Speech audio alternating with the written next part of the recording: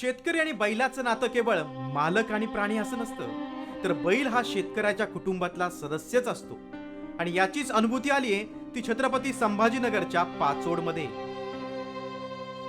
या फोटोत दिसणाऱ्या खंड्या बैलाच्या मृत्यूनंतर शेतकऱ्यानं चक्क सर्व विधी केलेत.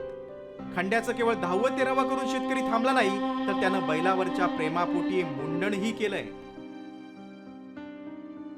13 दिवसांपूर्वी खंड्याचा आजारपणानं मृत्यू झाला आणि पाचोडच्या मोहन बापूराव झिने यांच्या कुटुंबावर दुःखाचा डोंगर कोसळला. 28 वर्षांपूर्वी झिने कुटुंबाची आर्थिक परिस्थिती प्रचंड हालाकीची होती. तेव्हा खंड्याही लहान होता, त्यामुळे त्यांना ऊस तोडीसाठी जावं लागलं. पैसे नसल्यानं मोठा बैल घेणं शक्य नव्हतं. त्यावेळी लहानग्या खंड्यालाच झिनेंनी गाडीला जुंपलं आणि खंड्यानंही झिनेंना हालाकीच्या परिस्थितीतून बाहेर काढण्याची जबाबदारी स्वतःच्या खांद्यावर घेतली. त्यामुळेच त्याच्या मृत्यूनंतर झिने कुटुंबातील सदस्यांना हुंदका आवरता आला नाही. खूपच गुणी बैल होता तो खंड्या. बस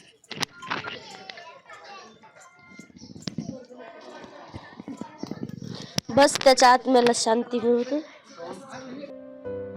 नातं हे केवळ कुटुंबातल्या लोकांसोबतच नसतं, तर सुखदुःखात साथ देणाऱ्या प्राण्यांसोबतही तेवढंच ताकदीचं असतं. तेच झिने आणि त्यांच्या बैलानं दाखवून दिलंय.